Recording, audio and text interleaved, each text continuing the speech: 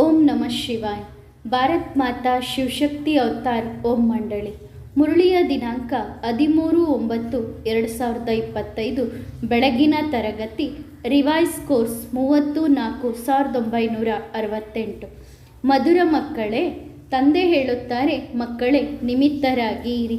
ಬುದ್ಧಿಯಿಂದ ಇದು ಯಾವುದೂ ನನ್ನದು ಅಲ್ಲ, ಇದು ತಂದೆಯದು ಎಂದು ತಿಳಿದುಕೊಳ್ಳಿರಿ. ಇದರಲ್ಲಿ ಬಹಳ ಸತ್ಯತೆ ಬೇಕು. ನೀವು ಮಕ್ಕಳು ಮನೆಯಲ್ಲಿ ಅಡುಗೆಯನ್ನು ಮಾಡಿಕೊಂಡು ಊಟ ಮಾಡುತ್ತಿದ್ದರೂ ಅದರ ಅರ್ಥ ಯಜ್ಞದಲ್ಲಿಯೇ ಊಟ ಮಾಡುತ್ತಿದ್ದೀರಿ ಎಂದು ತಿಳಿದುಕೊಳ್ಳಿರಿ. ಏಕೆಂದರೆ ನೀವೂ ಸಹ ಯಜ್ಞದವರಾಗಿದ್ದೀರಿ. ನಿಮ್ಮದು ಎಲ್ಲವೂ ಸಹ ಯಜ್ಞಕ್ಕೆ ಸಂಬಂಧಪಟ್ಟಿದ್ದಾಗಿದೆ. ಮನೆಯಲ್ಲಿ ನಿಮಿತ್ತರಾಗಿ ಇದ್ದರೂ ಶಿವತಂದೆಯ ಭಂಡಾರದಿಂದ ಊಟ ಮಾಡುತ್ತಿದ್ದೇನೆ ಎಂದು ತಿಳಿದುಕೊಳ್ಳಬೇಕು. ಆದರೆ ಸಂಪೂರ್ಣ ನಿಶ್ಚಯ ಬೇಕು. ಭಕ್ತಿ ಮಾರ್ಗದ ಸತ್ಸಂಗಗಳಿಗಿಂತ ಈ ಜ್ಞಾನ ಮಾರ್ಗದ ಸತ್ಸಂಗ ವಿಚಿತ್ರವಾಗಿದೆ. ಅಲ್ಲಿ ಸಾಧು ಸಂತರ ಹತ್ತಿರ ಹೋಗಿ ಕುಳಿತುಕೊಳ್ಳುತ್ತೇವೆ. ಅಲ್ಲಿ ಹೋಗಿ ಸಾಧು ಸಂತರ ಎದುರಿಗೆ ಕುಳಿತು ರಾಮಾಯಣ ಮಹಾಭಾರತಗಳನ್ನು ಕೇಳುತ್ತೀರಿ. ನಿಮಗೆ ಭಕ್ತಿಯ ಅನುಭವ ಇದೆ ತಾನೆ? ನೀವು ಮಕ್ಕಳಿಗೆ ಗೊತ್ತಿದೆ, ಅನೇಕ ಸಾಧು ಸಂತರು ಭಕ್ತಿ ಮಾರ್ಗದ ಶಾಸ್ತ್ರ ಇತ್ಯಾದಿಗಳನ್ನು ಕೇಳುತ್ತಾ ಬಂದಿದ್ದೀರಿ. ಇಲ್ಲಿ ಸಂಪೂರ್ಣ ಅದಕ್ಕಿಂತಲೂ ಬೇರೆ ಇದೆ. ಇಲ್ಲಿ ನೀವು ಯಾರ ಎದುರಿಗೆ ಕುಳಿತಿದ್ದೀರಿ? ಡಬಲ್ ತಂದೆ ಮತ್ತು ತಾಯಿಯ ಎದುರಿಗೆ. ಅಲ್ಲಿ ಈ ರೀತಿ ಇರುವುದಿಲ್ಲ. ನೀವು ಮಕ್ಕಳಿಗೆ ಗೊತ್ತಿದೆ, ಬೇಹದ್ದಿನ ತಂದೆ ಇಲ್ಲಿ ಇದ್ದಾರೆ. ಕೆಲವರು ತಮ್ಮ ಲೌಕಿಕ ತಂದೆಯನ್ನೂ ಸಹ ಜ್ಞಾನಕ್ಕೆ ಕರೆದುಕೊಂಡು ಬರುತ್ತಾರೆ. ಲೌಕಿಕ ತಂದೆ ಇದ್ದರೂ ಸಹ ಪಾರಲೌಕಿಕ ತಂದೆಯೂ ಇಲ್ಲಿ ಇದ್ದಾರೆ, ಅಲೌಕಿಕ ತಂದೆಯೂ ಇದ್ದಾರೆ, ಮಮ್ಮನೂ ಸಹ ಇದ್ದಾರೆ. ದೊಡ್ಡ ತಾಯಿ ಎಂದು ಇವರಿಗೆ ಹೇಳಲಾಗುತ್ತದೆ. ಹಾಗೆ ಇವರು ಸಣ್ಣ ತಾಯಿ ಎಂದು ಕರೆಯುತ್ತಾರೆ. ಇಷ್ಟು ಎಲ್ಲ ಸಂಬಂಧಗಳು ಇಲ್ಲಿ ಇದ್ದಾವೆ. ಅಲ್ಲಿ ಈ ರೀತಿಯ ಯಾವ ಸಂಬಂಧಗಳು ಇರುವುದಿಲ್ಲ. ಅಲ್ಲಿ ಯಾರೂ ಸಹ ಅನುಯಾಯಿಗಳು ಆಗುವುದಿಲ್ಲ. ಅದು ನಿವೃತ್ತಿ ಮಾರ್ಗ. ಅವರ ಧರ್ಮವೇ ಬೇರೆ. ಆ ಧರ್ಮಕ್ಕೂ ಅಂದರೆ ಆ ಸನ್ಯಾಸಿಗಳಿಗೂ ಇದಕ್ಕೂ ಹಗಲು ರಾತ್ರಿಯ ವ್ಯತ್ಯಾಸವಿದೆ. ಇದು ಸಹ ನಾವು ಮಕ್ಕಳಿಗೆ ಗೊತ್ತಿದೆ. ಲೌಕಿಕ ತಂದೆಯಿಂದ ಅಲ್ಪಕಾಲದ ಕ್ಷಣಭಂಗೂರದ ಸುಖ ಒಂದು ಜನ್ಮಕ್ಕೋಸ್ಕರ ಸಿಗುತ್ತದೆ. ನಂತರ ತಂದೆ ಹೊಸ ಮಾತಾಗಿದೆ. ಇಲ್ಲಿ ಅಲೌಕಿಕ ತಂದೆ ಇದ್ದಾರೆ, ಇವರು ಪಾರಲೌಕಿಕ ಆಗಿದ್ದಾರೆ. ಲೌಕಿಕ ತಂದೆಯಿಂದಲೂ ಸಹ ಆಸ್ತಿ ಸಿಗುತ್ತದೆ, ಪಾರಲೌಕಿಕ ತಂದೆಯಿಂದಲೂ ಸಹ ಆಸ್ತಿ ಸಿಗುತ್ತದೆ. ಆದರೆ ಇವರು ಅಲೌಕಿಕ ತಂದೆ ಅದ್ಭುತವಾಗಿದ್ದಾರೆ. ಇವರಿಂದ ಯಾವ ಆಸ್ತಿಯೂ ಸಿಗುವುದಿಲ್ಲ. ಅಂದರೆ ಬ್ರಹ್ಮ ತಂದೆಯಿಂದ ಯಾವ ಆಸ್ತಿಯೂ ಸಿಗುವುದಿಲ್ಲ. ಇವರ ಮೂಲಕ ಶಿವ ತಂದೆ ಕೊಡುತ್ತಾರೆ. ಆದ್ದರಿಂದ ಈ ಪಾರಲೌಕಿಕ ತಂದೆಯನ್ನು ನೆನಪು ಮಾಡಬೇಕು. ಲೌಕಿಕ ತಂದೆಯೂ ಸಹ ಆಸ್ತಿಯನ್ನು ಕೊಡುತ್ತಾರೆ, ಲೌಕಿಕ ತಂದೆಯನ್ನು ನೆನಪು ಮಾಡುತ್ತಾರೆ. ಆದರೆ ಈ ಅಲೌಕಿಕ ತಂದೆ ಬ್ರಹ್ಮ ತಂದೆಯನ್ನು ಯಾರು ನೆನಪು ಮಾಡುವುದಿಲ್ಲ. ನಾವು ಮಕ್ಕಳಿಗೆ ಗೊತ್ತಿದೆ, ಇವರು ಪ್ರಜಾಪಿತ ಬ್ರಹ್ಮ ಆಗಿದ್ದಾರೆ. ಇದು ಯಾರಿಗೂ ಸಹ ಗೊತ್ತಿಲ್ಲ. Prajapita Brahma great grand father ಆಗಿದ್ದಾರೆ. ಶಿವ ತಂದೆಗೆ ಗ್ರೇಟ್ ಗ್ರ್ಯಾಂಡ್ ಫಾದರ್ ಎಂದು ಕರೆಯುವುದಿಲ್ಲ. ಲೌಕಿಕ ಸಂಬಂಧದಲ್ಲಿ ಲೌಕಿಕ ತಂದೆ ಹಾಗೂ ಗ್ರ್ಯಾಂಡ್ ಫಾದರ್ ಇರುತ್ತಾರೆ. ಇವರು ಗ್ರೇಟ್ ಗ್ರ್ಯಾಂಡ್ ಫಾದರ್ ಆಗಿದ್ದಾರೆ, ಮುತ್ತಜ್ಜ ಆಗಿದ್ದಾರೆ. ಈ ರೀತಿ ಲೌಕಿಕ ಅಥವಾ ಪಾರಲೌಕಿಕ ತಂದೆಗೆ ಹೇಳುವುದಿಲ್ಲ. ಈಗ ಈ ರೀತಿ ಗ್ರೇಟ್ ಗ್ರ್ಯಾಂಡ್ ಫಾದರ್ ತಂದೆಯಿಂದ, ಮುತ್ತಜ್ಜನಿಂದ ಆಸ್ತಿ ಸಿಗುವುದಿಲ್ಲ. ಈ ಮಾತುಗಳನ್ನು ತಂದೆಯೇ ನಾವು ಮಕ್ಕಳಿಗೆ ತಿಳಿಸುತ್ತಿದ್ದಾರೆ. ಭಕ್ತಿ ಮಾರ್ಗದ ಮಾತು ಎಲ್ಲಕ್ಕಿಂತ ಭಿನ್ನವಾಗಿದೆ. ಭಕ್ತಿ ಅಂದರೇನೆ ದುರ್ಗತಿಯಾಗಿದೆ. ನಾಟಕದಲ್ಲಿ ಅದೂ ಸಹ ಪಾತ್ರವಿದೆ. ಈ ಪಾತ್ರ ನಡೆಯುತ್ತಾ ಇರುತ್ತದೆ. ತಂದೆ ಹೇಗೆ ನಾವು 84 ಜನ್ಮಗಳನ್ನು ಪಡೆದುಕೊಳ್ಳುತ್ತೇವೆ ಎನ್ನುವುದನ್ನು ತಿಳಿಸುತ್ತಿದ್ದಾರೆ. 84 ಲಕ್ಷ ಅಲ್ಲ, 84 ಜನ್ಮಗಳು. ಇದು ಬಹಳ ಅಸತ್ಯದ ಮಾತುಗಳನ್ನು ತಿಳಿಸಿದ್ದಾರೆ. ತಂದೆ ಹೇಳುತ್ತಾರೆ, ಭಕ್ತಿ ಮಾರ್ಗದಲ್ಲಿ ನೀವು ಏನೆಲ್ಲ ಕೇಳುತ್ತಾ ಬಂದಿದ್ದೀರಿ ಅದೆಲ್ಲವೂ ತಪ್ಪಾಗಿ. ತಂದೆಯೇ ಬಂದು ಸಂಪೂರ್ಣ ಜಗತ್ತನ್ನು ಹಾಗೂ ನಮ್ಮನ್ನು ಸತ್ಯವಂತರನ್ನಾಗಿ ಮಾಡುತ್ತಾರೆ. ಈ ಸಮಯದಲ್ಲಿ ಎಲ್ಲರೂ ಅಸತ್ಯವಂತರು, ಅಧರ್ಮಿಗಳು ಆಗಿದ್ದಾರೆ. ಎಲ್ಲ ಅಧರ್ಮದ ಕಾರ್ಯವನ್ನು ಮಾಡುತ್ತಿದ್ದಾರೆ. ಯಾರು ಧರ್ಮಾತ್ಮರು ಆಗಿಲ್ಲ. ಪುಣ್ಯಾತ್ಮರುಗಳ ಜಗತ್ತೇ ಬೇರೆ ಇರುತ್ತದೆ, ಪಾಪಾತ್ಮರುಗಳ ಜಗತ್ತೇ ಬೇರೆ ಇದೆ. ಎಲ್ಲಿ ಪಾಪಾತ್ಮರುಗಳು ಇರುತ್ತಾರೆ ಅಲ್ಲಿ ಪುಣ್ಯಾತ್ಮರುಗಳು ಇರುವುದಿಲ್ಲ. ಪಾಪಾತ್ಮರುಗಳೇ ಪಾಪಾತ್ಮರುಗಳಿಗೆ ದಾನ ಪುಣ್ಯವನ್ನು ಮಾಡುತ್ತಾರೆ. ಪಾಪಾತ್ಮರುಗಳ ಜಗತ್ತಿನಲ್ಲಿ ದಾನ ಪುಣ್ಯ ಇತ್ಯಾದಿಗಳನ್ನು ಮಾಡುವ ಅವಶ್ಯಕತೆ ಇಲ್ಲ. ಅಲ್ಲಿ ಈ ಜ್ಞಾನ ಇರುವುದಿಲ್ಲ. ನಾವೇ 21 ಜನ್ಮಗಳ ಆಸ್ತಿಯನ್ನು ಪಡೆದುಕೊಂಡು ಸತ್ಯಯುಗದಲ್ಲಿ ಇರುತ್ತೇವೆ. ಈ ಜ್ಞಾನ ಈಗ ಇಲ್ಲಿ ಸಂಗಮ ಯುಗದಲ್ಲಿ ಇದೆ. ಬೇಹದ್ದಿನ ತಂದೆಯಿಂದ ಬೇಹದ್ದಿನ ಆಸ್ತಿ ಸಿಗುತ್ತಿದೆ.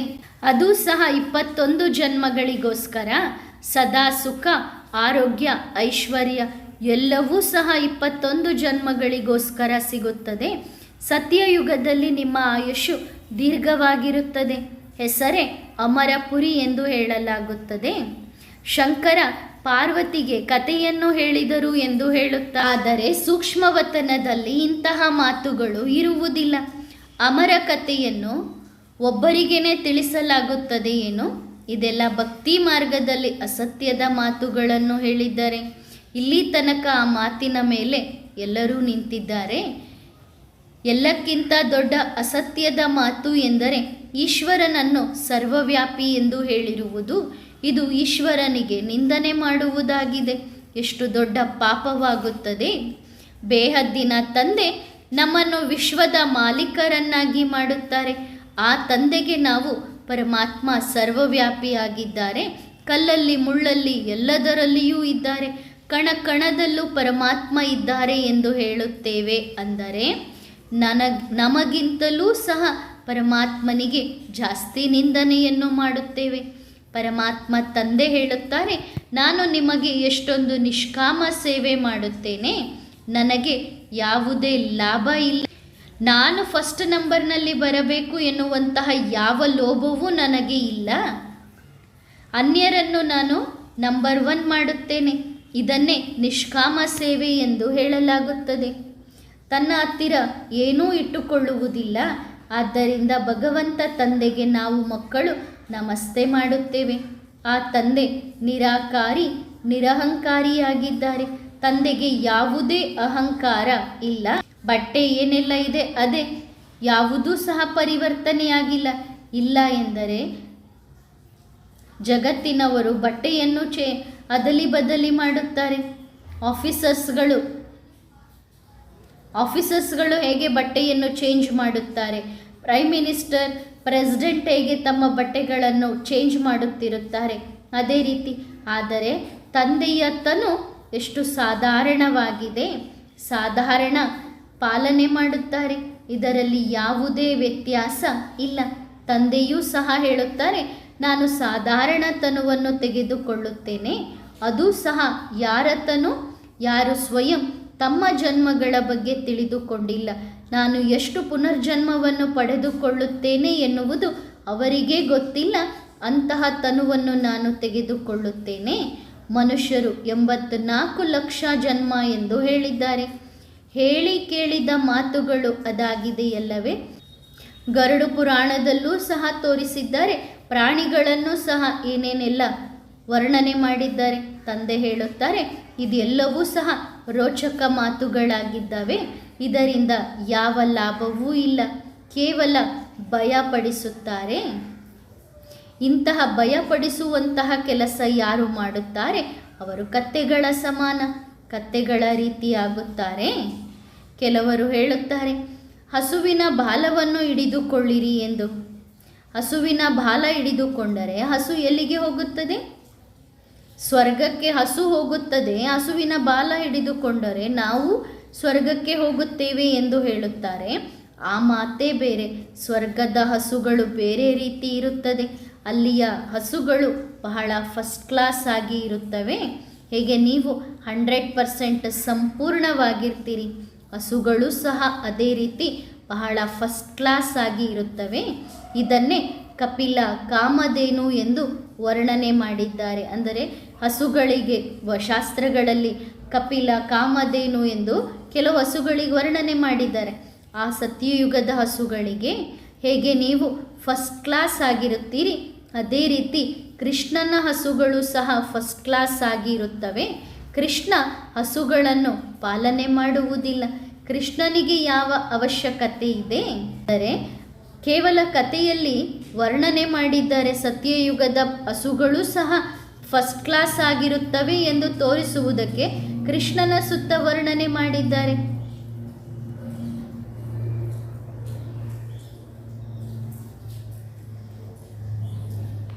ಅಲ್ಲಿ ಇದೆಲ್ಲವೂ ಸಾಧಾರಣ ಮಾತಾಗಿರುತ್ತದೆ.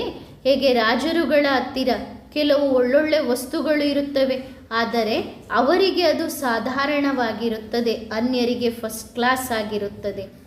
ಅದೇ ರೀತಿ ಕೃಷ್ಣನ ಹತ್ತಿರ ಹಸುಗಳಿರುತ್ತವೆ, ಗೋಪಾಲಕ ಎಂದು ಹೇಳುತ್ತಾರೆ, ಆದರೆ ಆ ರೀತಿ ಕೃಷ್ಣ ಗೋಪಾಲ ಅಲ್ಲ. ಕ್ಯಾಲೆಂಡರ್ಸ್ಗಳಲ್ಲಿಯೂ ಸಹ ಕೃಷ್ಣನ ಚಿತ್ರಗಳನ್ನು ಯಾವ ರೀತಿ ತೋರಿಸಿದ್ದಾರೆ. ಕೃಷ್ಣನನ್ನು ನಂಬರ್ 1 ಹಿಂಸಕರನ್ನಾಗಿ ಮಾಡಿದ್ದಾರೆ. ಸ್ವದರ್ಶನ ಚಕ್ರದಿಂದ ಎಲ್ಲರ ಕುತ್ತಿಗೆಯನ್ನು ಕಟ್ ಮಾಡಿದ ಎಂದು ತೋರಿಸುತ್ತಾರೆ. ಈಗ ಕೃಷ್ಣ ಹಿಂಸೆಯನ್ನು ಮಾಡುತ್ತಾನೇನೋ, ಅಕಾಸುರ ಬಕಾಸುರರನ್ನು ವಧೆ ಮಾಡಿದ ಎಂದು ತೋರಿಸುತ್ತಾರೆ. ಇದು ಬಹಳ ಹಿಂಸೆಯ ಮಾತುಗಳನ್ನು ತೋರಿಸಿದ್ದಾರೆ. ಮತ್ತೆ ಇನ್ನೊಂದು ಕಡೆ ಕೃಷ್ಣನಿಗೆ 16,108 ಜನ ರಾಣಿಯರಿದ್ದರು ಎಂದು ತೋರಿಸುತ್ತಾರೆ. ಮತ್ತೊಂದು ಕಡೆ ಧರ್ಮದ ಮಾತುಗಳನ್ನು ತೆಗೆದುಕೊಳ್ಳುತ್ತಾರೆ. ಫಾದ್ರಿಗಳು ಸಹ ಹಿಂದೂಗಳಿಗೆ ತಿಳಿಸುತ್ತಾರೆ, ಏಕೆಂದರೆ ದೇವತಾ ಧರ್ಮದವರು ಈಗ ಯಾರೂ ಇಲ್ಲ. ದೇವತಾ ಧರ್ಮ ಅದು ಪ್ರಾಯಲೋಪವಾಗಿದೆ. ಈ ಮಾತುಗಳು ಯಾವುದೇ ಶಾಸ್ತ್ರಗಳಲ್ಲಿ ಇಲ್ಲ. ತಂದೆ ಹೇಳುತ್ತಾರೆ, ಈ ಜ್ಞಾನವನ್ನು ನಾನೇ ನೀವು ಮಕ್ಕಳಿಗೆ ಕೊಡುತ್ತೇನೆ, ನಿಮ್ಮನ್ನು ವಿಶ್ವದ ಮಾಲೀಕರನ್ನಾಗಿ ಮಾಡುವುದಕ್ಕೋಸ್ಕರ. ನೀವು ಮಾಲೀಕರಾದಾಗ ಮತ್ತೆ ಜ್ಞಾನದ ಅವಶ್ಯಕತೆ ಇರುವುದಿಲ್ಲ. ಜ್ಞಾನ ಯಾವಾಗಲೂ ಅಜ್ಞಾನಿಗಳಿಗೇ ಕೊಡಲಾಗುತ್ತದೆ. ಭಕ್ತಿ ಎಂದರೆ ಕತ್ತಲು. ಆದ್ದರಿಂದ ಜ್ಞಾನ ಸೂರ್ಯ ಪ್ರಕಟವಾದಾಗ ಎಂದು ಗಾಯನವಿದೆ. ಈಗ ನಾವು ಮಕ್ಕಳಿಗೆ ಗೊತ್ತಿದೆ, ಇಡೀ ಜಗತ್ತೇ ಕತ್ತಲಾಗಿದೆ. ಇಲ್ಲಿ ಎಷ್ಟೊಂದು ಸತ್ಸಂಗ ಇತ್ಯಾದಿಗಳನ್ನು ಮಾಡುತ್ತಾರೆ, ಅದೆಲ್ಲವೂ ಭಕ್ತಿ ಮಾರ್ಗ ಆಗಿದೆ. ಇಲ್ಲಿ ಯಾವುದೇ ಭಕ್ತಿ ಇಲ್ಲ, ಇದು ಸದ್ಗತಿಯ ಮಾರ್ಗ ಆಗಿದೆ. ಒಬ್ಬ ತಂದೆಯೇ ಸದ್ಗತಿ ದಾತ ಆಗಿದ್ದಾರೆ. ನಾವು ಮಕ್ಕಳೂ ಸಹ ಭಕ್ತಿ ಮಾರ್ಗದಲ್ಲಿ, ತಂದೆ ನೀನು ಯಾವಾಗ ಬರುತ್ತೀಯ ಆಗ ನಾವು ನಿನ್ನ ಮಕ್ಕಳಾಗುತ್ತೇವೆ, ನಿನಗೆ ಬಲಿಹಾರಿಯಾಗುತ್ತೇವೆ ಎಂದು ಹೇಳುತ್ತಾ ಬಂದಿದ್ದೇವೆ. ಅನ್ಯರು ಯಾರೂ ಸಹ ಈ ರೀತಿ ಇಲ್ಲ, ಜ್ಞಾನಸಾಗರ ಸುಖಸಾಗರರ ರೀತಿ.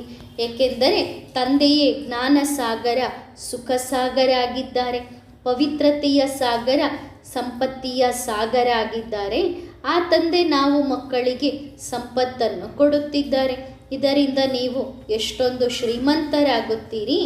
ನೀವು ಮಕ್ಕಳಿಗೆ ಗೊತ್ತಿದೆ, ನಾವು ಶಿವ ತಂದೆಯಿಂದ 21 ಜನ್ಮಗಳಿಗೋಸ್ಕರ ನಮ್ಮ ಜೋಳಿಗೆಯನ್ನು ತುಂಬಿಕೊಳ್ಳುತ್ತೇವೆ. ಅಂದರೆ ಅರ್ಥ, ನರನಿಂದ ನಾರಾಯಣರಾಗುತ್ತೇವೆ. ಭಕ್ತಿ ಮಾರ್ಗದಲ್ಲಿ ಬಹಳಷ್ಟು ಕಥೆಗಳನ್ನು ಕೇಳುತ್ತಾ ಬಂದಿದ್ದೀರಿ. ಭಕ್ತಿ ಅಂದರೇನೆ ದುರ್ಗತಿ. ಇದರಿಂದ ಏಣಿಯನ್ನು ಕೆಳಗಿಳಿಯುತ್ತಾ ಬಂದಿದ್ದೀರಿ. ಏರುವ ಕಲೆಯಲ್ಲಿ ಯಾರೂ ಹೋಗಲು ಸಾಧ್ಯವಿಲ್ಲ. ಕಲ್ಪದ ಆಯುಷನ್ನು ಎಷ್ಟೊಂದು ದೀರ್ಘವಾಗಿ ಬರೆದಿದ್ದಾರೆ. ಈಗ ನಾವು ಮಕ್ಕಳಿಗೆ ಗೊತ್ತಿದೆ, ಕಲ್ಪದ ಆಯುಷು ಕೇವಲ 5,000 ವರ್ಷಗಳಾಗಿದೆ. ಮ್ಯಾಕ್ಸಿಮಮ್ 84 ಜನ್ಮಗಳನ್ನು ಪಡೆದುಕೊಂಡರೆ ಮಿನಿಮಮ್ 1 ಜನ್ಮ ಇರುತ್ತದೆ. ಈ 1 ಜನ್ಮ ಪಡೆದುಕೊಳ್ಳುವಂಥವರು ಈ ಸೃಷ್ಟಿ ಚಕ್ರದಲ್ಲಿ ಕೊನೆಯಲ್ಲಿ ಬರುತ್ತಾ ಹೋಗುತ್ತಾರೆ. ನಿರಾಕಾರಿ ವೃಕ್ಷವೂ ಸಹ ಇದೆ, ಆದರೆ ಅಲ್ಲಿಂದ ನಂಬರ್ 1 ಆಗಿ ಜಗತ್ತಿಗೆ ಪಾತ್ರ ಮಾಡುವುದಕ್ಕೆ ಬರುತ್ತೇವೆ. ಮೂಲತಃ ನಾವು ನಿರಾಕಾರಿ ವೃಕ್ಷದವರು, ಅಲ್ಲಿಂದ ಇಲ್ಲಿಗೆ ಪಾತ್ರ ಮಾಡುವುದಕ್ಕಾಗಿ ಬಂದಿದ್ದೇವೆ. ಸತ್ಯಯುಗದಲ್ಲಿ ಎಲ್ಲರೂ ಪವಿತ್ರವಾಗಿಯೇ ಇರುತ್ತಾರೆ, ಆದರೆ ಎಲ್ಲರ ಪಾತ್ರ ಬೇರೆ ಬೇರೆ ಇರುತ್ತದೆ ಎನ್ನುವ ಮಾತನ್ನು ಬುದ್ಧಿಯಲ್ಲಿ ನೆನಪಿಟ್ಟುಕೊಳ್ಳಬೇಕು. ವೃಕ್ಷವೂ ಸಹ ಬುದ್ಧಿಯಲ್ಲಿ ನೆನಪಿಟ್ಟುಕೊಳ್ಳಿರಿ. ಸತ್ಯಯುಗದಿಂದ ಹಿಡಿದು ಕಲಿಯುಗದ ಅಂತ್ಯದ ತನಕ ಏನೆಲ್ಲ ಆಗುತ್ತದೆ ಎನ್ನುವುದನ್ನು ತಂದೆಯೇ ಮಕ್ಕಳಿಗೆ ತಿಳಿಸುತ್ತಾರೆ. ಇದನ್ನು ಯಾವ ಮನುಷ್ಯರು ತಿಳಿಸುವುದಿಲ್ಲ, ಬ್ರಹ್ಮ ತಂದೆಯೂ ತಿಳಿಸುವುದಿಲ್ಲ. ಸದ್ಗುರು ಒಬ್ಬ ತಂದೆಯಾಗಿದ್ದಾರೆ. ಸರ್ವರ ಸದ್ಗತಿಯನ್ನು ತಂದೆಯೇ ಮಾಡುತ್ತಾರೆ. ಅನ್ಯರು ಎಲ್ಲರೂ ಭಕ್ತಿ ಮಾರ್ಗದಲ್ಲಿ ಇದ್ದಾರೆ. ಎಷ್ಟೊಂದು ಕರ್ಮಕಾಂಡ ಇತ್ಯಾದಿಗಳನ್ನು ಮಾಡುತ್ತಾರೆ. ಭಕ್ತಿ ಮಾರ್ಗದ ಪ್ರದರ್ಶನ ಎಷ್ಟೊಂದು ಇದೆ. ಇದು ಮೃಗತೃಷ್ಣ ಸಮಾನ ನೀರಿದ್ದಂತೆ. ಇದರಲ್ಲಿ ಸಿಕ್ಕಿಕೊಳ್ಳುತ್ತಾ ಹೋದರೆ ಇದರಿಂದ ಹೊರಗೆ ಬರಲು ಸಾಧ್ಯವಿಲ್ಲ. ಆ ಮರೀಚಿಕೆಯ ನೀರು ಅಂದರೆ ದಲ್ದಲ್ ಕೆಸರಿನ ರೀತಿ ಇದು ಇದೆ. ಇದರಲ್ಲಿ ಸಿಕ್ಕಿಕೊಳ್ಳುತ್ತಾ ಹೋದರೆ ಹೊರಗೆ ಬರಲು ಆಗುವುದಿಲ್ಲ. ಇನ್ನು ಒಳಗೇನೆ ಹೋಗುತ್ತಾ ಹೋಗುತ್ತೇವೆ. ತಂದೆಗೆ ಗೊತ್ತಿದೆ ಬಹಳಷ್ಟು ಬ್ರಾಹ್ಮಣಿಯರು ಆಗುತ್ತಾರೆ. ಆ ಬ್ರಾಹ್ಮಣಿಯರು ಅನ್ಯರನ್ನು ಕೆಸರಿನಿಂದ ಹೊರಗೆ ತೆಗೆಯಲು ಹೋಗುತ್ತಾರೆ. ತೆಗೆಯುತ್ತಾ ಸ್ವತಃ ತಾವೇ ಆ ಕೆಸರಿನಲ್ಲಿ ಕೆಲವರು ಸಿಕ್ಕಿಕೊಳ್ಳುತ್ತಾರೆ. ಇಷ್ಟರ ಮಟ್ಟಿಗೆ ಆ ಕೆಸರಿನಲ್ಲಿ ಸಿಕ್ಕಿಕೊಳ್ಳುತ್ತಾರೆ ಎಂದರೆ ಮತ್ತೆ ಎಂದೂ ಆ ಕೆಸರಿನಿಂದ ಹೊರಗೆ ಬರಲು ಆಗುವುದಿಲ್ಲ. ಅಷ್ಟರ ಮಟ್ಟಿಗೆ ಕೆಲವು ಬ್ರಾಹ್ಮಣಿಯರು ಸಿಕ್ಕಿಕೊಳ್ಳುತ್ತಾರೆ. ಇಂತಹ ಬಹಳಷ್ಟು ಕೇಸ್ಗಳು ಸಹ ಬಂದಿದ್ದಾವೆ. ಆದರೆ ತಂದೆ ಅಂಥವರ ಹೆಸರನ್ನು ತೆಗೆದುಕೊಳ್ಳುವುದಿಲ್ಲ. ಇಲ್ಲ ಎಂದರೆ ತಂದೆಯ ಹೆಸರಿಗೆ ಕಳಂಕ ಬರುತ್ತದೆ ತಾನೆ. ಏಕೆಂದರೆ ಶತ್ರುಗಳು ಬಹಳ ಜನ ಇದ್ದಾರೆ. ಇದು ಸಹ ಎಲ್ಲವೂ ನಾಟಕದಲ್ಲಿ ನಿಗದಿಯಾಗಿದೆ. ಇದು ಯಾವುದು ಹೊಸ ಮಾತಲ್ಲ. ಸೆಕೆಂಡು ಏನೆಲ್ಲ ನಿಮಗೆ ಆಗುತ್ತಿದೆ ಅದು ಎಲ್ಲವೂ ನಾಟಕ ಮಾಡಲ್ಪಟ್ಟಿದೆ. ನಿಮ್ಮ ಬುದ್ಧಿಯಲ್ಲಿ ಇದೆ, ನಾವೀಗ ಬೇಹದ್ದಿನ ತಂದೆಯಿಂದ ರಾಜಯೋಗವನ್ನು ಕಲಿತು ನರನಿಂದ ನಾರಾಯಣರು ವಿಶ್ವದ ಮಾಲೀಕರು ಆಗುತ್ತೇವೆ. ನಾವು ಮಕ್ಕಳಿಗೆ ಮೊದಲು ಈ ನಶೆ ಇರಬೇಕು. ಬೇಹದ್ದಿನ ತಂದೆ 5000 ವರ್ಷಗಳ ನಂತರ ಭಾರತದಲ್ಲಿಯೇ ಬರುತ್ತಾರೆ.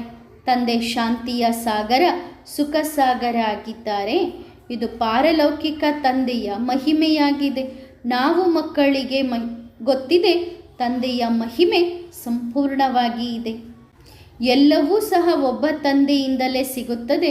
ಅದಕ್ಕೆ ತಂದೆಯ ಮಹಿಮೆಯನ್ನು ದುಃಖಹರ್ತ ಸುಖಕರ್ತ ಎಂದು ಹೇಳುತ್ತಾರೆ. ಆ ದುಃಖಹರ್ತ ಸುಖಕರ್ತನ ಸಮ್ಮುಖದಲ್ಲಿಯೇ ನೀವು ಮಕ್ಕಳು ಕುಳಿತಿದ್ದೀರಿ. ನೀವು ನಿಮ್ಮ ಸೆಂಟರಿಗೆ ಹೋದಾಗ ಬುದ್ಧಿಯೋಗವನ್ನು ಎಲ್ಲಿ ಜೋಡಿಸುತ್ತೀರಿ? ಶಿವ ತಂದೆ ಮಧುಬನದಲ್ಲಿ ಇದ್ದಾರೆ ಎಂದು ಬುದ್ಧಿ ಮಧುಬನಕ್ಕೆ ಬರುತ್ತದೆಯಲ್ಲವೇ? ಆ ತಂದೆಯನ್ನೇ ನೆನಪು ಮಾಡುತ್ತೀರಿ. ತಂದೆ ಹೇಳುತ್ತಾರೆ, ನಾನು ಸಾಧಾರಣ ತನುವಿನಲ್ಲಿ ಪ್ರವೇಶ ಮಾಡುತ್ತೇನೆ, ಮತ್ತೆ ಸ್ವರ್ಗವನ್ನಾಗಿ ಮಾಡುವುದಕ್ಕೋಸ್ಕರ ಇವರ ತನುವಿನಲ್ಲಿ ಬರುತ್ತೇನೆ. ನಾನೂ ಸಹ ನಾಟಕದ ಬಂಧನದಲ್ಲಿ ಬಂಧಿತ ಆಗಿದ್ದೇನೆ. ನೀವು ನನ್ನ ನಿಂದನೆಯನ್ನು ಎಷ್ಟೊಂದು ಮಾಡುತ್ತಾ ಬಂದಿದ್ದೀರಿ. ನಾನು ನಿಮ್ಮನ್ನು ಪೂಜ್ಯರನ್ನಾಗಿ ಮಾಡುತ್ತೇನೆ. ಇದು ನೆನ್ನೆಯ ಮಾತಾಗಿದೆ. ನೀವು ಎಷ್ಟೊಂದು ಪೂಜೆ ಮಾಡುತ್ತಾ ಇದ್ದಂಥವರು. ನಿಮಗೆ ಇಷ್ಟೊಂದು ರಾಜ್ಯ ಭಾಗ್ಯವನ್ನು ಕೊಟ್ಟಿದ್ದೆ. ಅದು ಎಲ್ಲವನ್ನು ಎಲ್ಲಿ ಕಳೆದುಕೊಂಡು ಬಂದಿದ್ದೀರಿ? ಈಗ ಮತ್ತೆ ನಾನು ನಿಮ್ಮನ್ನು ವಿಶ್ವದ ಮಾಲೀಕರನ್ನಾಗಿ ಮಾಡುತ್ತೇನೆ. ಇದು ಎಂದು ಯಾರ ಬುದ್ಧಿಯಲ್ಲೂ ಈ ವಿಚಾರ ಇರಲಿಲ್ಲ. ಇವರು ದೈವಿ ಗುಣವುಳ್ಳಂತಹ ಮನುಷ್ಯರು. ಆದರೂ ಸಹ ಮನುಷ್ಯರೇ ತಾನೆ. 40 ಅಡಿ 100 ಅಡಿ ಎತ್ತರವಾಗಿ ದಪ್ಪವಾಗಿ ಯಾರೂ ಸಹ ಇರುವುದಿಲ್ಲ. ಇವರ ಆಯುಷೂ ಸಹ ದೀರ್ಘವಾಗಿರುತ್ತದೆ ಎಂದು ಅರ್ಥ ಅಲ್ಲ. ಎಷ್ಟು ಆಕಾಶದ ಎತ್ತರ ಇರುತ್ತದೆ ಅಷ್ಟು ಎತ್ತರವಾಗಿ ಇರುತ್ತಾರೆ ಎಂದು ಅರ್ಥ ಅಲ್ಲ. ಕಲಿಯುಗದಲ್ಲಿ ನಿಮ್ಮ ಆಯುಷು ಕಡಿಮೆ ಇರುತ್ತದೆ, ಸತ್ಯಯುಗದಲ್ಲಿ ಆಯುಷು ದೀರ್ಘ ಇರುತ್ತದೆ.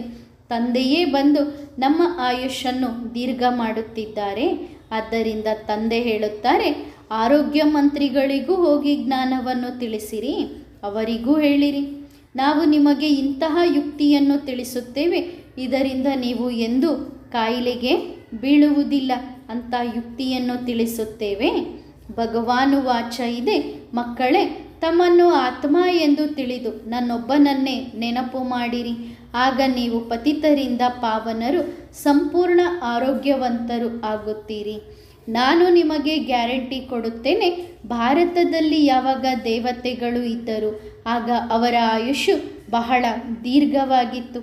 ಈಗ ಎಲ್ಲರೂ ಭೋಗಿಗಳಾಗಿದ್ದಾರೆ, ಅದಕ್ಕೆ ಆಯುಷು ಸಹ ಕಡಿಮೆಯಾಗಿದೆ. ಯೋಗಿಗಳು ಪವಿತ್ರವಾಗಿದ್ದರು, ಆಯುಷು ಸಹ ದೀರ್ಘವಾಗಿತ್ತು. ನೀವೀಗ ರಾಜ ಋಷಿಗಳಾಗಿದ್ದೀರಿ, ರಾಜಯೋಗಿಗಳು ಆಗಿದ್ದೀರಿ. ಆ ಸನ್ಯಾಸಿಗಳು ಎಂದೂ ರಾಜಯೋಗವನ್ನು ಕಲಿಸಲು ಸಾಧ್ಯವಿಲ್ಲ.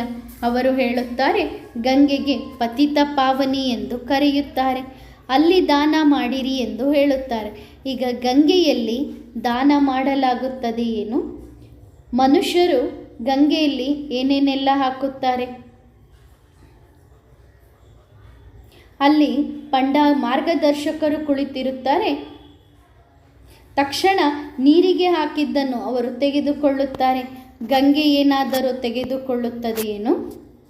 ಪಂಡಿತರೇ ತೆಗೆದುಕೊಳ್ಳುತ್ತಾರೆ. ಅವರು ಗಂಗೆಯನ್ನು ಪತಿತ ಪಾವನಿ ಎಂದು ತಿಳಿದುಕೊಂಡು ದಾನ ಮಾಡುತ್ತಾರೆ. ನೀವೀಗ ತಂದೆಯ ಮೂಲಕ ಪಾವನರಾಗುತ್ತಿದ್ದೀರಿ. ತಂದೆಗೆ ಏನಾದರೂ ಕೊಡುತ್ತೀರೇನು? ಇಲ್ಲ ತಾನೆ. ತಂದೆ ದಾತ ಆಗಿದ್ದಾರೆ. ನೀವು ಭಕ್ತಿ ಮಾರ್ಗದಲ್ಲಿ ಈಶ್ವರನ ಹೆಸರಿನಲ್ಲಿ ಬಡವರಿಗೆ ದಾನ ಮಾಡುತ್ತಾ ಬಂದಿದ್ದೀರಿ. ಅಂದರೆ ಅರ್ಥ ಪತಿತರಿಗೇನೆ ಕೊಡುತ್ತಾ ಬಂದಿದ್ದೀರಿ. ನೀವೂ ಸಹ ಪತಿತರಾಗಿದ್ದೀರಿ. ತೆಗೆದುಕೊಳ್ಳುವಂಥವರು ಸಹ ಪತಿತರು. ನೀವು ಪಾವನ ಆಗುತ್ತೀರಿ. ಪಾವನರಾದಾಗ ಅಲ್ಲಿ ಯಾರಿಗೆ ಯಾರು ಏನೂ ಕೊಡುವ ಮಾತು ಬರುವುದಿಲ್ಲ. ಪತಿತರು ಪತಿತರಿಗೆ ದಾನ ಮಾಡುತ್ತಾರೆ. ಕೆಲವರು ಕುಮಾರಿಯರಿಗೆ ದಾನ ಕೊಡುತ್ತಾರೆ. ಅವರೂ ಸಹ ಪತಿತರಾಗುತ್ತಾರೆ. ಯಾವಾಗ ಕನ್ಯೆ ಪತಿತ ಆಗುತ್ತಾಳೆ ಆಗ ಎಲ್ಲರಿಗೂ ಹೋಗಿ ತಲೆಬಾಗಿ ನಮಸ್ಕಾರ ಮಾಡುತ್ತಾಳೆ. ಅದೇ ಕುಮಾರಿ ಯಾವಾಗ ಪಾವನವಾಗಿರುತ್ತಾಳೆ, ಕನ್ಯೆ ಪಾವನವಾಗಿದ್ದಾಗ ಆ ಕನ್ಯೆಯನ್ನು ಎಲ್ಲರೂ ನಮಸ್ಕಾರ ಮಾಡುತ್ತಾರೆ, ಕನ್ಯೆಗೆ ಕೈ ಮುಗಿಯುತ್ತಾರೆ. ಕನ್ಯೆಯನ್ನು ವಿಶೇಷ ದಿನಗಳಂದು ಕರೆದು ಊಟ ಮಾಡಿಸುತ್ತಾರೆ. ಆ ಕನ್ಯೆಗೆ ದಕ್ಷಿಣೆ ಕೊಟ್ಟು ಉಡುಗೊರೆಯನ್ನು ಕೊಟ್ಟು ಕಳಿಸುತ್ತಾರೆ. ಅದೇ ಕನ್ಯೆ ಯಾವಾಗ ಮದುವೆಯಾಗುತ್ತದೆ ಆಗ ಎಲ್ಲರಿಗೂ ತಲೆಬಾಗಬೇಕಾಗುತ್ತದೆ. ಮದುವೆ ಎಂದರೇನೆ ಜೀವನ ಹಾಳು ಮಾಡಿಕೊಳ್ಳುವುದು. ನಾಟಕದಲ್ಲಿ ಇದೂ ಸಹ ನಿಗದಿಯಾಗಿದೆ. ಮತ್ತೆ ಇದೇ ರೀತಿ ರಿಪೀಟ್ ಆಗುತ್ತದೆ. ಭಕ್ತಿ ಮಾರ್ಗವೂ ಸಹ ಮೊದಲು ಕಳೆದು ಹೋಗಿತ್ತು. ಸತ್ಯಯುಗದ ಸಮಾಚಾರವನ್ನು ತಂದೆಯೇ ನಾವು ಮಕ್ಕಳಿಗೆ ತಿಳಿಸುತ್ತಿದ್ದಾರೆ. ನೀವು ಮಕ್ಕಳು ಎಲ್ಲವನ್ನೂ ತಿಳಿದುಕೊಳ್ಳುತ್ತಿದ್ದೀರಿ. ನಾಟಕದಲ್ಲಿ ಎಲ್ಲವೂ ನಿಗದಿಯಾಗಿದೆ. ಮತ್ತೆ ಇದೇ ರೀತಿ ರಿಪೀಟ್ ಆಗುತ್ತದೆ. ಭಕ್ತಿ ಮಾರ್ಗ ಅಂದರೇನೆ ಆಗಿ ಹೋಗಿದ್ದು, ಕಳೆದು ಹೋಗಿದೆ. ಸತ್ಯಯುಗದ ಸಮಾಚಾರವನ್ನು ತಂದೆಯೇ ನಾವು ಮಕ್ಕಳಿಗೆ ತಿಳಿಸುತ್ತಿದ್ದಾರೆ. ನೀವು ಮಕ್ಕಳಿಗೆ ಬಹಳಷ್ಟು ತಿಳುವಳಿಕೆ ಇದೆ. ಮೊದಲು ತಿಳುವಳಿಕೆಹೀನರು ಆಗಿದ್ದಂಥವರು 100% ತಿಳುವಳಿಕೆಹೀನರಾಗಿದ್ದೀರಿ. ಇದರಲ್ಲಿಯೂ ಸಹ 100% ತಿಳುವಳಿಕೆಹೀನರು ಎಂದು ಯಾರಿಗೆ ಹೇಳಲಾಗುತ್ತದೆ ಎಂದರೆ, ಯಾರು ಸರ್ವವ್ಯಾಪಿಯ ಜ್ಞಾನವನ್ನು ಅನ್ಯರಿಗೆ ತಿಳಿಸುತ್ತಾರೆ. ಪರಮಾತ್ಮ ಸರ್ವವ್ಯಾಪಿ ಎಂದು ಯಾರು ಹೇಳುತ್ತಾರೆ ಅವರು 100% ತಿಳುವಳಿಕೆಹೀನರಾಗಿದ್ದಾರೆ. ಆದ್ದರಿಂದ ತಂದೆ ಹೇಳುತ್ತಾರೆ, ಯದಾ ಯದಾ ಹಿ ಧರ್ಮಸ್ಯ, ಸರ್ವವ್ಯಾಪಿಯ ಜ್ಞಾನವೂ ಸಹ ಭಾರತದಲ್ಲಿಯೇ ಇದೆ. ಎಲ್ಲಿಂದ ಈ ಮಾತು ಬಂತು? ಗೀತೆಯಿಂದಲೇ. ಈಗ ಗೀತೆ ಭಗವಂತ ಬರೆದಿಲ್ಲ, ಗೀತೆಯನ್ನು ಬರೆದಿದ್ದೂ ಸಹ ಮನುಷ್ಯರೇ. ಎಲ್ಲ ಶಾಸ್ತ್ರಗಳು ಭಕ್ತಿ ಮಾರ್ಗದ್ದಾಗಿದೆ. ಇನ್ನು ಅದರಿಂದ ಕೆಳಗೆ ಇಳಿಯುತ್ತಾ ಬಂದಿದ್ದೇವೆ. ಅದರಿಂದ ಯಾರೂ ಸಹ ಪರಮಾತ್ಮನನ್ನು ಪಡೆದುಕೊಂಡಿಲ್ಲ. ನಾನು ಯಾವಾಗ ಬರುತ್ತೇನೆ ಆಗ ನಾನೇ ಬಂದು ನಿಮಗೆ ಸದ್ಗತಿಯನ್ನು ಕೊಡುತ್ತೇನೆ. ನಾನು ಜಗತ್ತಿಗೆ ಒಂದು ಸಾರಿ ಬರುತ್ತೇನೆ, ಹಳೆಯ ಜಗತ್ತನ್ನು ಹೊಸ ಜಗತ್ತನ್ನಾಗಿ ಮಾಡುತ್ತೇನೆ ಮತ್ತು ಎಲ್ಲರಿಗೂ ಸದ್ಗತಿಯನ್ನು ಕೊಡುತ್ತೇನೆ. ನಾನು ಬಡವರ ಬಂಧುವಾಗಿದ್ದೇನೆ. ಬಡವರನ್ನೇ ಶ್ರೀಮಂತರನ್ನಾಗಿ ಮಾಡುತ್ತೇನೆ. ಏಕೆಂದರೆ ಬಡವರೇ ತಕ್ಷಣ ತಂದೆಯ ಮಕ್ಕಳಾಗುತ್ತಾರೆ. ಆ ಮಕ್ಕಳು ಹೇಳುತ್ತಾರೆ, ಬಾಬಾ ನಾವು ನಿನ್ನ ಮಕ್ಕಳು, ಇದೆಲ್ಲವೂ ನಿಮ್ಮದು ಎಂದು ಬಡ ಮಕ್ಕಳೇ ಹೇಳುತ್ತಾರೆ. ತಂದೆಯೂ ಹೇಳುತ್ತಾರೆ, ಒಳ್ಳೆಯದು, ನೀವು ನಿಮಿತ್ತರಾಗಿ ಇರಿ, ಬುದ್ಧಿಯಿಂದ ಈ ರೀತಿ ತಿಳಿದುಕೊಳ್ಳಿರಿ, ಇದು ಯಾವುದೂ ನನ್ನದಲ್ಲ, ಇದು ಎಲ್ಲವೂ ತಂದೆಯದಾಗಿದೆ. ಇದರಲ್ಲಿ ಬಹಳ ಸತ್ಯತೆ ಬೇಕು. ನಿಮ್ಮ ಮನೆಯಲ್ಲಿ ನೀವು ಅಡುಗೆ ಮಾಡಿ ಊಟ ಮಾಡುತ್ತಿದ್ದೀರಿ ಎಂದರು, ಯಾವಾಗ ತಂದೆಗೆ ಎಂದು ಅರ್ಪಣೆ ಮಾಡುತ್ತೀರಿ ಆಗ ಯಜ್ಞದಲ್ಲಿಯೇ ಊಟ ಮಾಡುತ್ತಿದ್ದೀರಿ ಎಂದು ತಿಳಿದುಕೊಳ್ಳಿರಿ. ಏಕೆಂದರೆ ನೀವೂ ಸಹ ಯಜ್ಞದವರಾಗಿದ್ದೀರಿ. ಎಲ್ಲವೂ ಯಜ್ಞದ್ದಾಗಿದೆ. ಮನೆಯಲ್ಲಿ ನಿಮಿತ್ತವಾಗಿದ್ದರೂ ಸಹ ಶಿವತಂದೆಯ ಭಂಡಾರದಿಂದ ಊಟ ಮಾಡುತ್ತಿದ್ದೇನೆ ಎಂದು ತಿಳಿದುಕೊಳ್ಳಬೇಕು. ಆದರೆ ಇದರಲ್ಲಿ ಸಂಪೂರ್ಣ ನಿಶ್ಚಯ ಬೇಕು. ನಿಶ್ಚಯದಲ್ಲಿ ಹೆಚ್ಚು ಕಡಿಮೆ ಆಯಿತು ಎಂದರೆ ತಂದೆ ಕೊಟ್ಟಂತಹ ಕೊಡುಗೆಯಲ್ಲಿ ನಾವು ದ್ರೋಹ ಮಾಡಿದಂತೆ ಆಗುತ್ತದೆ. ಅದಕ್ಕೆ ಹರಿಶ್ಚಂದ್ರನ ಕಥೆಯೂ ಸಹ ಇದೆ ತಾನೆ. ತಂದೆಗೆ ತಮ್ಮದೆಲ್ಲವನ್ನೂ ತಿಳಿಸಬೇಕು, ತಮ್ಮದೆಲ್ಲವನ್ನೂ ಹೇಳಬೇಕು. ತಂದೆ ತಿಳಿಸುತ್ತಾರೆ, ನಾನು ಬಡವರ ಬಂಧುವಾಗಿದ್ದೇನೆ, ಮತ್ತೆ ಆ ದಿನ ಇಂದು ಬಂದಿತು ಎಂದು ಗೀತೆಯೂ ಸಹ ಇದೆ ತಾನೆ. ಯಾವ ದಿನದ ದಾರಿಯನ್ನು ಕಾಯುತ್ತಿದ್ದೀರಿ? ಅರ್ಧ ಕಲ್ಪ ಭಕ್ತಿ ಮಾರ್ಗದಲ್ಲಿ ಯಾರನ್ನು ನೆನಪು ಮಾಡುತ್ತಾ ಬಂದಿದ್ದೀರಿ? ಆ ತಂದೆ ಸಿಗುವಂತಹ ದಿನ ಈಗ ಬಂದಿತು. ಈಗ ಭಕ್ತಿ ಅಂದರೆ ಅಂಧಕಾರದ ಭಕ್ತಿಗೆ ಧಿಕ್ಕಾರ, ಜ್ಞಾನಕ್ಕೆ ಜೈ ಜೈಕಾರ ಆಗಲಿದೆ ತಾನೆ. ಸತ್ಯಯುಗ ಅವಶ್ಯವಾಗಿ ಬರಲಿದೆ. ಮಧ್ಯದಲ್ಲಿ ಸಂಗಮ ಯುಗ ಇದೆ. ಇದರಲ್ಲಿಯೇ ನಾವು ಅತಿ ಉತ್ತಮ ಪುರುಷರು ಆಗುತ್ತೇವೆ. ನಾವು ಪವಿತ್ರ ಪ್ರವೃತ್ತಿ ಮಾರ್ಗದವರು ಆಗಿದ್ದವು. ನಾವೇ 84 ಜನ್ಮಗಳನ್ನು ಪಡೆದುಕೊಳ್ಳುತ್ತಾ ಅಪವಿತ್ರರು ಆಗುತ್ತಾ ಬಂದಿದ್ದೇವೆ. ನಂತರ ನಾವೇ ಪವಿತ್ರರಾಗಬೇಕು. ಕಲ್ಪದ ಮೊದಲು ಸಹ ನೀವು ಈ ರೀತಿ ಆಗಿದ್ದವರು. ಕಲ್ಪದ ಮೊದಲು ಯಾರು ಎಷ್ಟು ಪುರುಷಾರ್ಥ ಮಾಡಿದ್ದರೋ ಈಗ ಮತ್ತೆ ಅವರೇ ಅಷ್ಟೇ ಪುರುಷಾರ್ಥ ಮಾಡುತ್ತಾರೆ, ತಮ್ಮ ಆಸ್ತಿಯನ್ನು ಪಡೆದುಕೊಳ್ಳುತ್ತಾರೆ. ಎಲ್ಲವನ್ನು ಸಾಕ್ಷಿಯಾಗಿ ನೋಡುತ್ತಾ ಇರಬೇಕು. ಒಳ್ಳೆಯದು. ಮಧುರಾತಿ ಮಧುರ ಆತ್ಮಿಕ ಮಕ್ಕಳ ಪ್ರತಿಯಾಗಿ ಆತ್ಮಿಕ ಮಾತುಪಿತಾ ಬಾಪ್ತಾದಾರವರ ನೆನಪು ಪ್ರೀತಿಗಳು. ವರದಾನ: ಜ್ಞಾನಿ ಆತ್ಮಗಳಾಗಿರಿ. ಭಕ್ತಿಯ ಸಂಸ್ಕಾರ ಅಧೀನತೆ, ಬೇಡುವುದು, ಕೂಗುವುದು, ಚೀರಾಡುವುದು ಹಾಗೂ ಸ್ವಯಂವನ್ನು ಸಂಪನ್ನತೆಯಿಂದ ಸದಾ ದೂರ ಇದ್ದೇನೆ ಎಂದು ತಿಳಿದುಕೊಳ್ಳುವುದಾಗಿದೆ. ಜ್ಞಾನಿ ಆತ್ಮಗಳ ಸಂಸ್ಕಾರ ಸದಾ ಜ್ಞಾನ ಸಾಗರನಲ್ಲಿ ಸಮಾವೇಶ ಆಗುವುದು. ಇಚ್ಛಾ ಮಾತ್ರ ಅವಿದ್ಯ ಸರ್ವಪ್ರಾಪ್ತಿ ಸ್ವರೂಪರಾಗುವುದು. ಹಾಗಾದರೆ ನಿಮ್ಮನ್ನು ನೀವು ಚೆಕ್ ಮಾಡಿಕೊಳ್ಳಿರಿ.